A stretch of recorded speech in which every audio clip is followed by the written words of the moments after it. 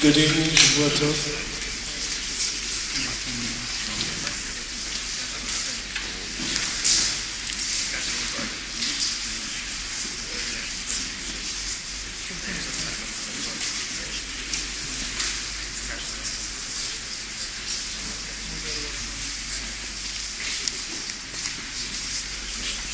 I'd like to say a few words to tell you how this evening came about.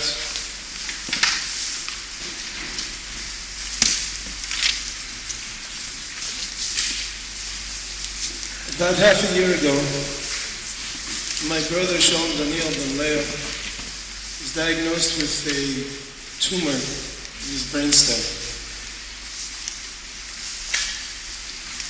And ever since then, our lives have changed, going from doctor to doctor. My parents flew to America and came back, went to top doctors in the world. The doctors, they don't really have much that they can say or do. They pretty much said that it's all up to the Rebbeinu Shalom. In other words, the doctors like Yerush and Naim said it straight, in other words, know it, but there's nothing that they can do. My parents ran from Rabbanim to Rabbanim, to the Gdolim, seek encouragement and brachas. And when my mother reached Rav Don Segal, my mother told Rav Don that she thinks she wants to speak to women and try to make a change in the area of tznius, because she thinks that it has a lot to do with the machla. And when Rav Don heard her say that, Rav Don said, "You hit the nail on the head. That's exactly the point you should be talking about. That's exactly the point that you should be mechazik." Rav Don said that there's so many tzaras and so many machlas and so many people dying exactly because of the issue of tznius. We know in the Sfar Mekdash it's brought, Chumash it says it, that b'zchut tznius, the Rebbeinu Shalom bestows a shchina in Am Yisrael. And chas v'sholom l'heipech, when there's a lack of tznius, the shchina runs away. With all the wars that people are talking about, and with all the tzaras that people have, we need an extra shmira. Am Yisrael at home needs a shmira. My brother needs a shmira. All the cholim of Am Yisrael need a shmira. And tznius is exactly that shmira that Am Yisrael needs. My mother went to the Kaisel and she promised Hashem that she's going to try to make a change, a difference in Am Yisrael, in the area of tznius.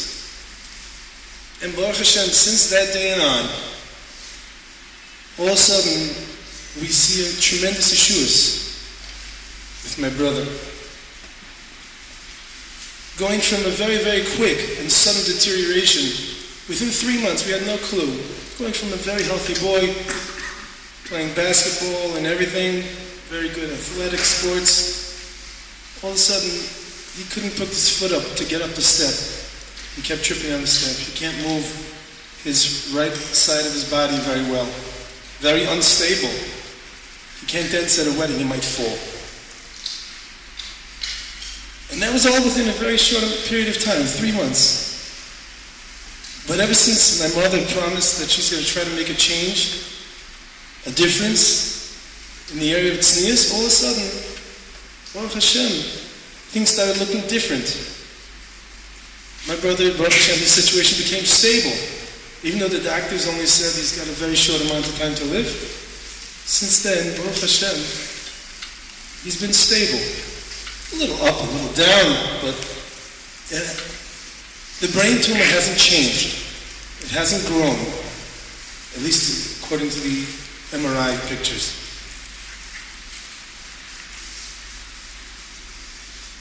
The doctors, they're not the ones that decide. The Rebbeinu Shalom is the one that decides how much time people have to live. And the Rebbeinu Shalom wants to see what we're going to do in order to make that change. We beg of you, please, help us save Am Yisrael, help us save my brother, Israel, because Am Yisrael is at a war.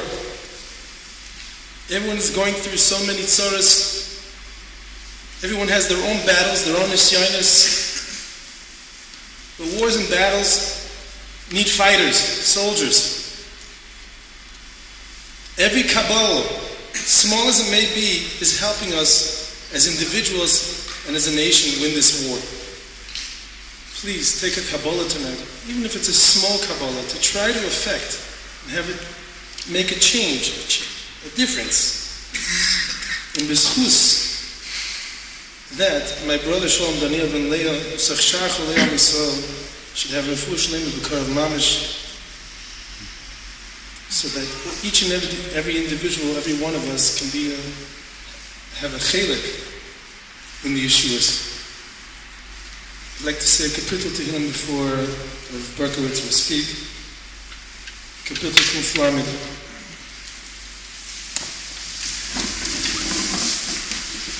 Shir HaMalos Mimamakim Kevasicho Adonai.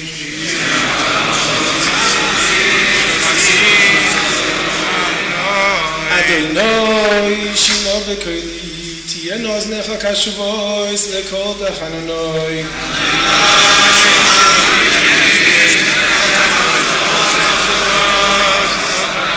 Im Adonai Tishmayo Adonai Miyamoid.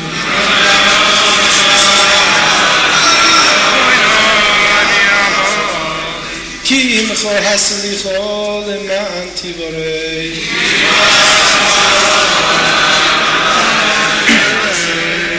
Ki visi Adonai kivso nafshi v'lidvorei hoicholti.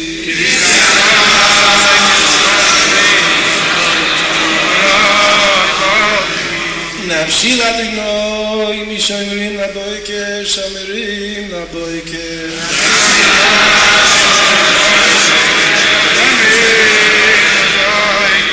Yachel Yisrael el Adonai ki im Adonai chesed v'habeimoi fedus.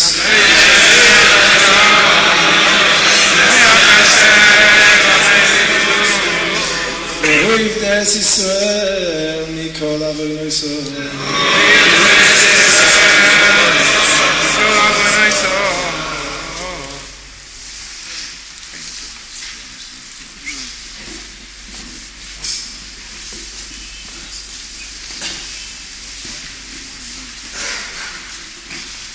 I'd like to read out a letter from Rav Scheinberg Shlita.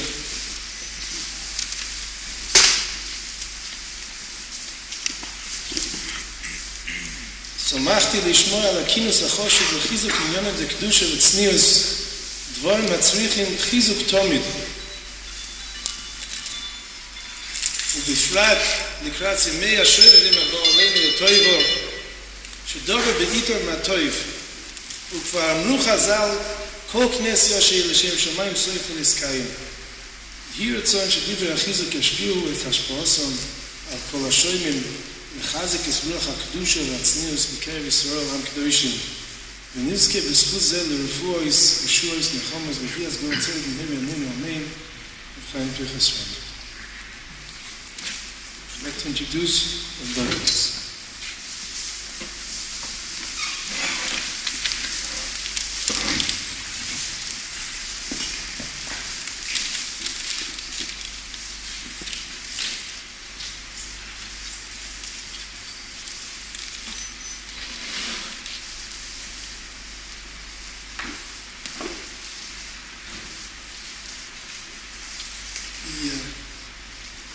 Beginning of Shaiva,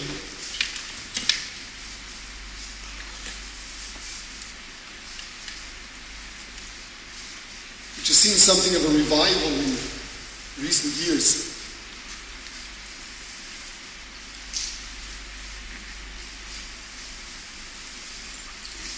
is based on what we're supposed to take out of the limud of the parashiyos of Shibud Mitzrayim and then the Gula.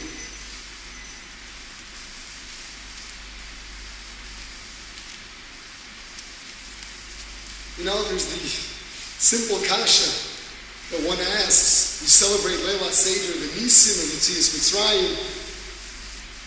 Say, how to the Rabbeinu Shalom? And the big kasha is, but he put us there in the first place. Unlike all the other golias, the Churbanis that came about because of our avodas, Golus Mitzrayim was foretold. Avraham Avinu was told,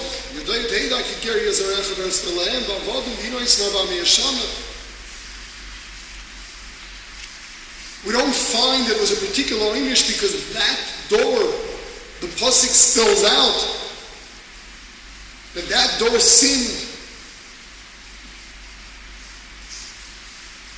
How does one understand the whole Indian of Golus Mitzrayim? The Betzin, the Pasuk says, "V'achakein yetzu rechush gadol."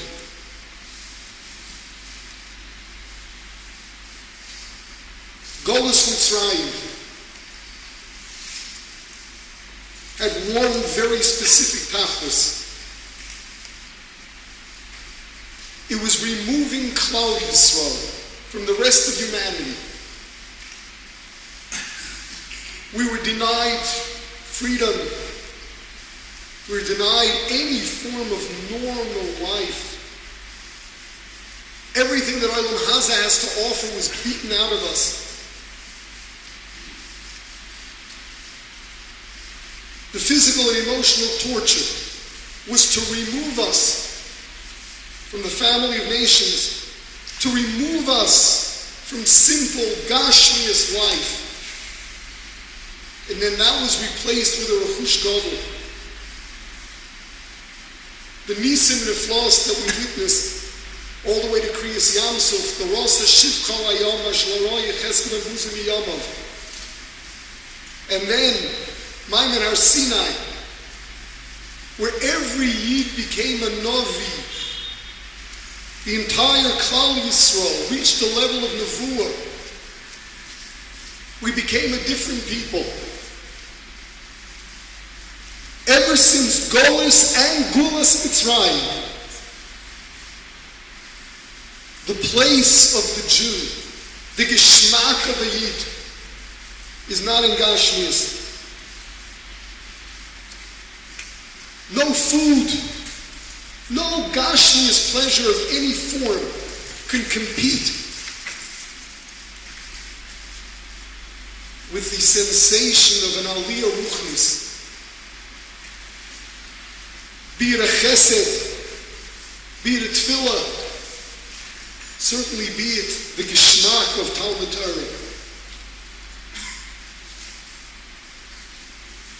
We're a different breed. We've been elevated. And this is something that has to be relived annually, because we're out of Mitzrayim a long time. And especially since we've been scattered among the nations, we live among all of those who do worship the Gashmias, who do use the word Gishmak for Gashmias. We've got to revive the lesson of Shibud and Gulas Mitzrayim year after year, to recognize that we are the Mamleches Kohen and the Beit Kodesh. So let's understand what is Kedusha. The Rambam says it beferish. Kedusha is you identify with your seichel over your instincts. Identifying with your seichel over your instincts means that your heart, your emotions are with your seichel.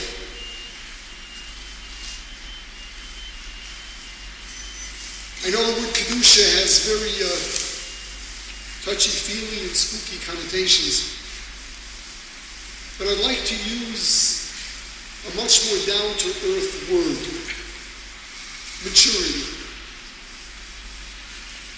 Question being mature. A child If it tastes good, it doesn't make a difference where it's coming from.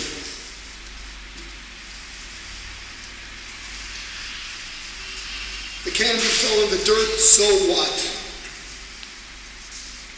Doesn't taste any less good. The context is irrelevant. Sweet to the tongue that does the job. Maturity means you grow up. Your appreciation for be it cleanliness, be it health, or be it self-respect. They take over. And what as a child may have been appealing, as an adult is repulsive. Kedusha is growing up. It's being mature. But we don't just measure ourselves against people of our age group and the rest of humanity. It's the Am Chochem V'Novim. It's the intelligent, mature nation, a bigger people. A people that has tasted so much better. This is the Yisod. The areas that it stands out most, of course, with regard to Achila, when it comes to food. But there we've got plenty of halachas. Connection to you does apply there too. But that's not what this kenes is about.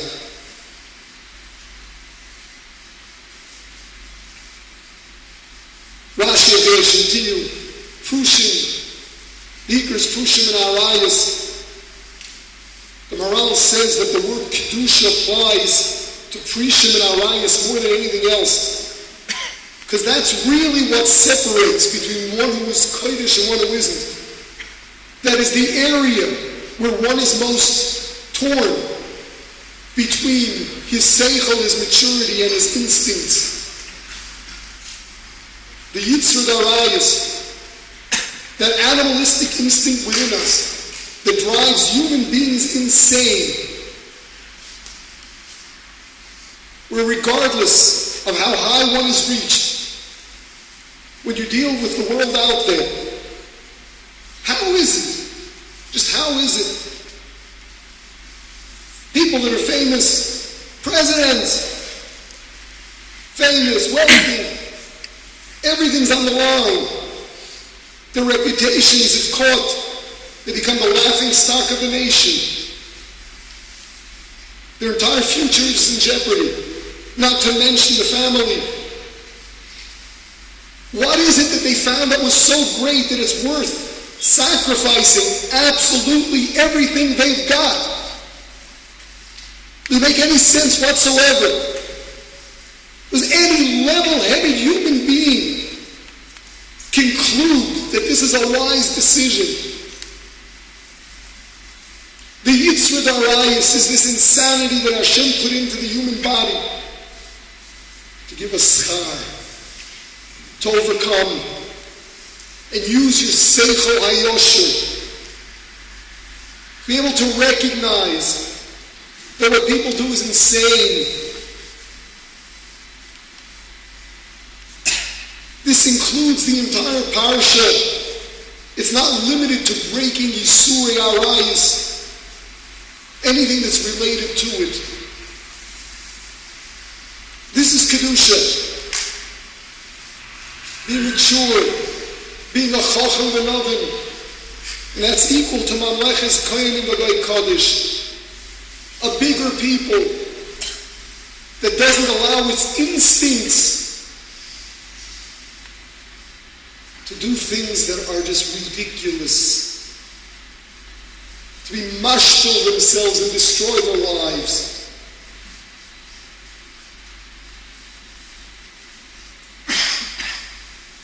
With regard to Inyonei Ishus,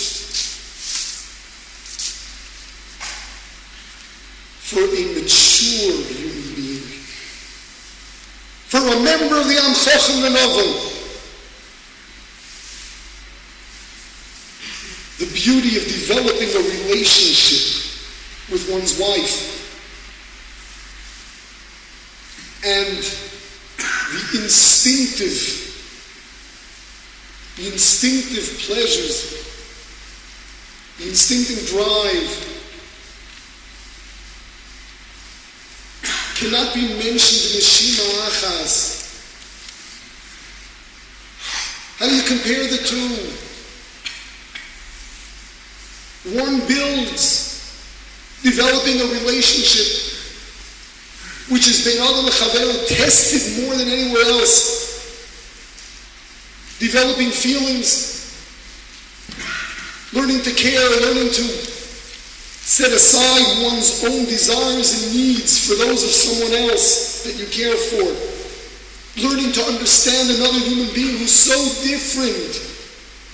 Maral says, man and woman, the two elements, it's nes.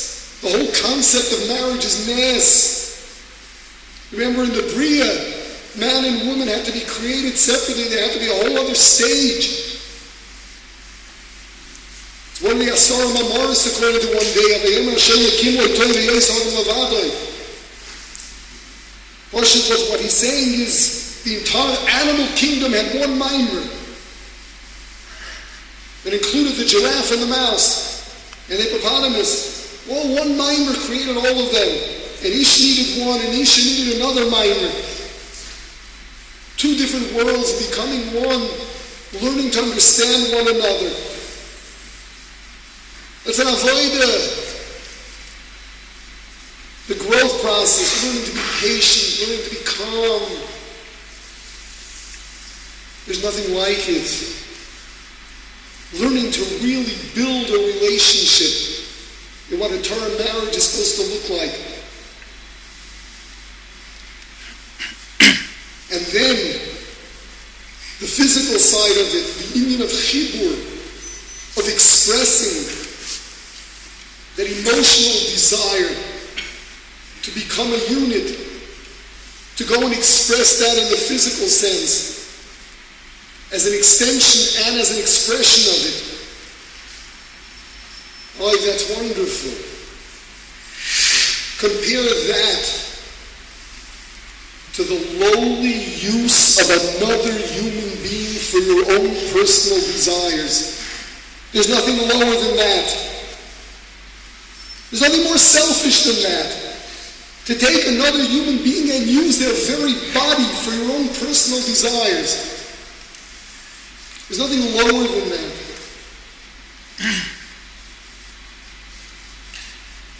One is building, becoming greater, and the other is such shiflus.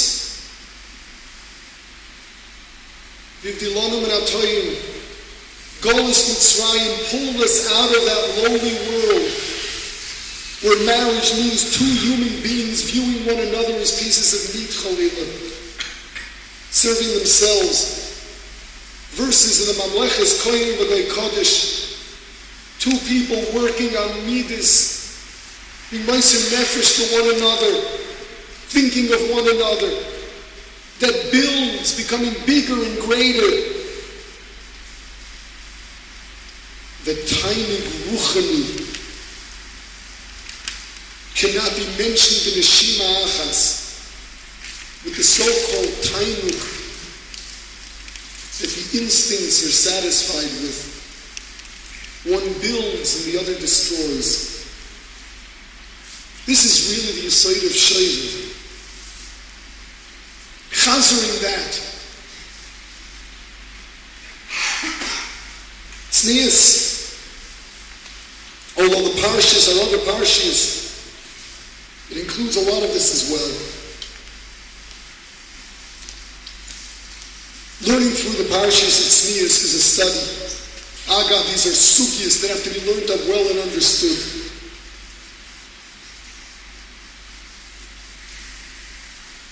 Most of what's discussed in the tznius applies to women. It's much more than isoyin and an inyan for women. Men also have their halachas. This kenes is be'ikr, focused on the tznius for women, but why talk about it to men? it seems that the realities are that there are many women either that would like to dress in a life that's more tzeni'uth, and we'll talk about it, but they fear their husband's reactions, fearing that their husbands will label them as being too fru. Others that Pashut don't appreciate that what we're dealing with is basic decidus of halacha, things that are doraisis, yisaidus that are doraisis, possibly drabonim forms of them, and possibly minig interpreting the doraisa, but basics to being a yid. And they need their husbands to get that into them. We're not dealing with so-called funkite. We're dealing with basic principles and what it means to be part of Mamleches Kohen the Goy Kodesh, and what this Amchochim the Noven is all about. So I'd like to give a basic outline of the Yisaidus of tznius. I'm not going to spend too much time on some of them, even though they really call for a lot more. And go learn them up. The mitzvah d'oraisa tznius that we find in the Rishonim is in the Smak. The Bir Halacha brings it down. The first mitzvah is the mitzvah of Ahoya Machanecha Kodesh. What exactly is that mitzvah? So regular achas. What's the parsha talking about? When you go to battle, so there's a mitzvah d'oraisa, the Yosei Tiyah L'chol Azenecha. Along with your ornaments, there's a chiyuv d'oraisa to take along a shovel. What's that for? There are no washrooms out in the battlefield. Clean up after yourself. The mitzvah of keeping the battlefield bathroom clean. What kind of mitzvah is that? What kind of mitzvah is that? What the mitzvah is? The mitzvah is the mitzvah of Klal Yisrael, maintaining its dignity even in battle. I say even in battle. If you take a look at the Gesher Chaim's his Chelik Gimel, he talks about why it is that we find so many mitzvahs that are brought around the Parsha of Milchama. Eglah Ruf is mamish, smack in the middle. We find Baltashtis in Milchama, because the Torah is taking the least expected places. When Chalila people are dying, the Torah reminds you that if there's someone whose death is unexplainable, the whole nation has to go crazy. The Skanim have to come out and say, Yedeinu le'shatfu es Adam hazeh. Baltashtis, even in the middle of the Milchama, you don't waste. There's wanton destruction. Don't waste. So I think the same thing here when it comes to tznius. There's another one, there's a tanchuma. The mitzvah of karosei lel l'sholem, when you go to battle, you have to call for peace. Says the tanchuma, the Torah is telling us, even beis milchama you have to look for sholem. Koshkim, but it's not beis milchama.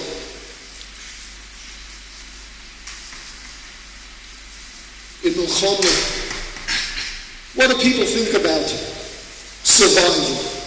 Instincts take over. The human turns to animal.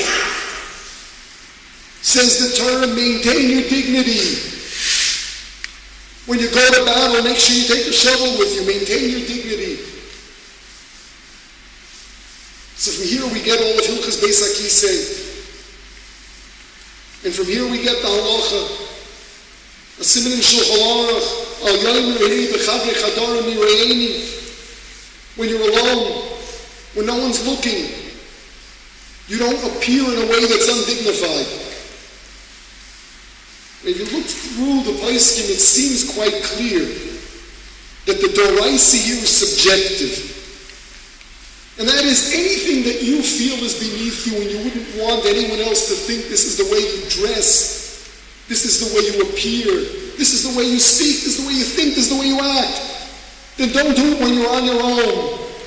You've got to maintain that dignity all the time.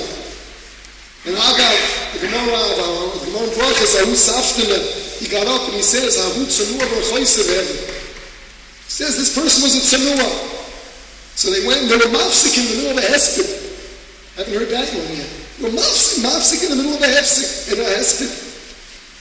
What they tell him? What, you went after him with Beis HaKisei? Because Chazal told us in current tzeni'uth elamishim tzeni'uth Beis HaKisei. What was the taina? You only know how dignified a human being is if you saw him when no one was looking. Other than that, it maybe he's just trying to make an impression on others and appear as if he's a nichbod.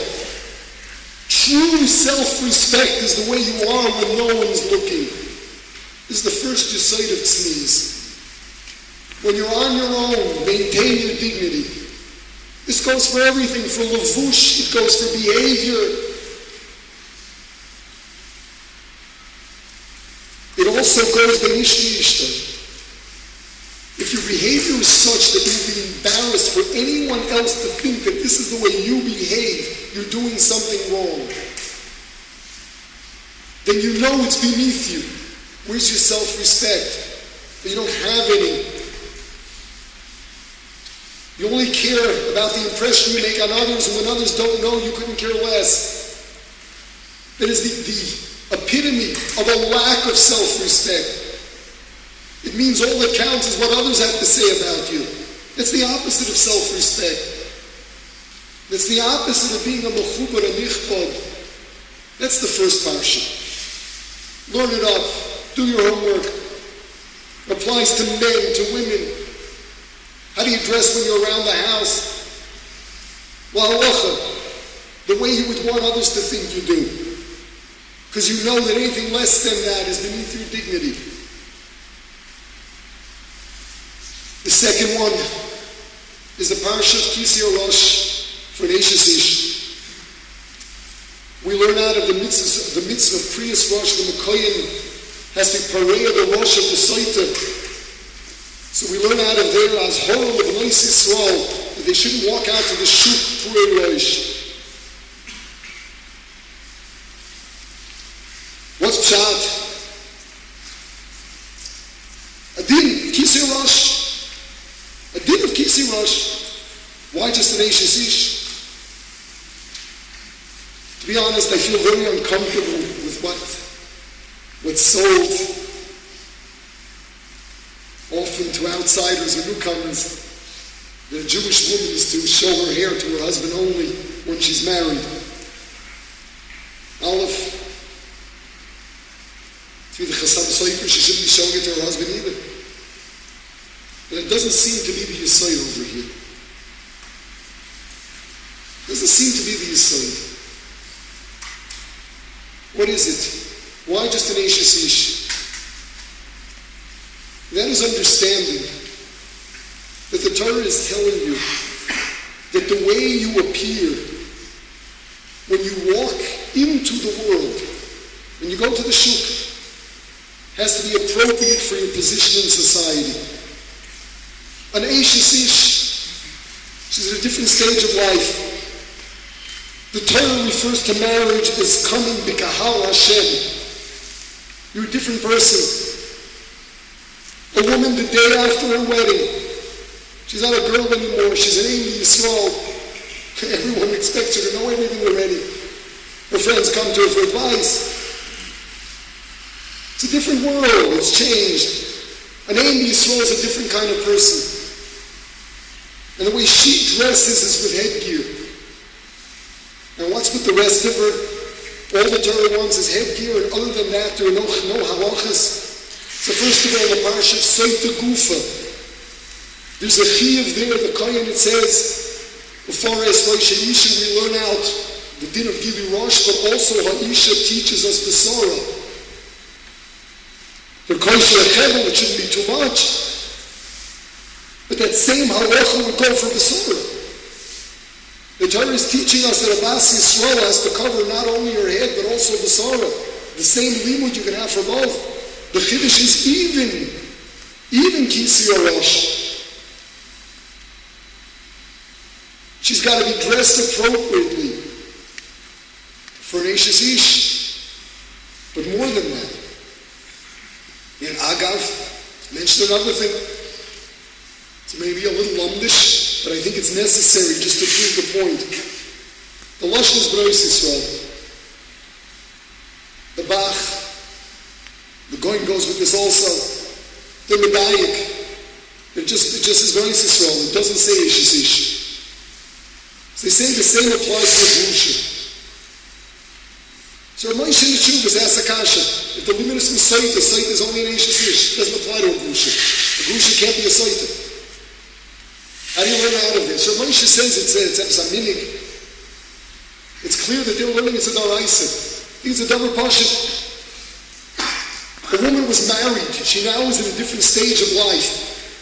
So she's married for 30 years and then gets divorced. So now she's 18 again. Adarabah, you see from here it has nothing to do with her husband. It's not because she's married. Her tzura, once she's married, is a different tzura. And that goes on. There's nothing to do with not showing her hair to strangers other than her husband. She's reached a different stage of life. And her tzura, the tzura Bas Yisrael, there is with headgear. And of course, the rest of her has to be appropriate. The rest of it has to be harmonious with headgear. And the rest of her has to be covered. The body proper has to be covered. What she covers her head with. It's a din, covering the head. If it's tam a din, then there's a big kasha. Because the Gemara is bringing this with regard to the Mishnah by Veres Aldas, which is Yoitzes B'lei Ksuba. The halach is if a woman is over Yisurim Chamurim, the husband cannot divorce her B'lei Ksuba. It's only when it's something that's achsar in the issues. Either she's machel him isser, misham shosa neither she's machel him. He can't trust her. What does this have to do with it? Some kind of xeris akosa. It's clear. Here she's violating the issues. She's violating her whole tzura as being a Bas Yisrael.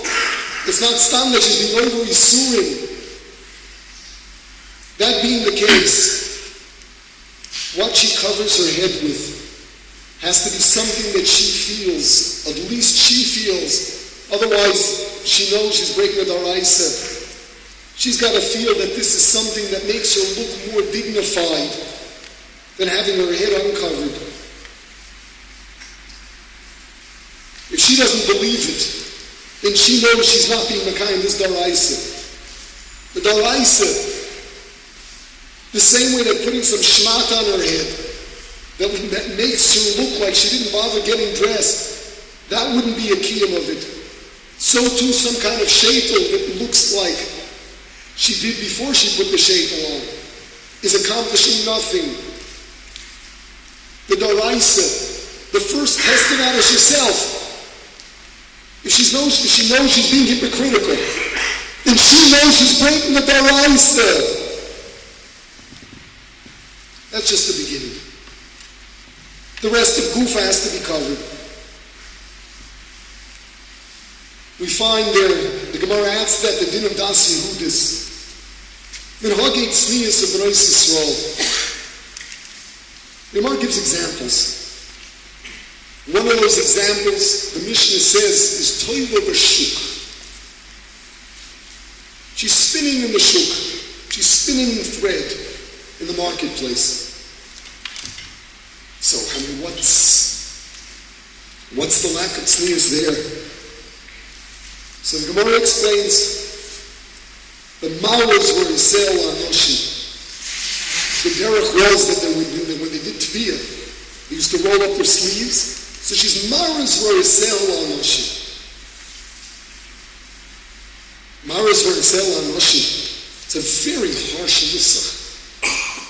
Maras were in sale on Noshi. She's showing off her arms to men.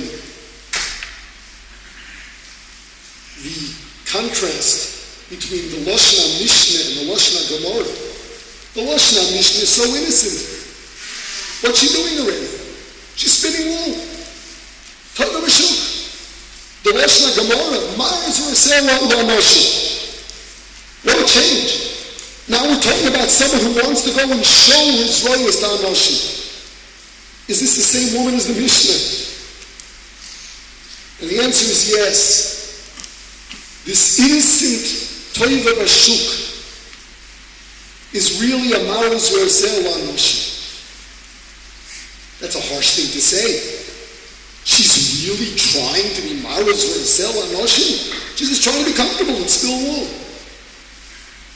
The teretz is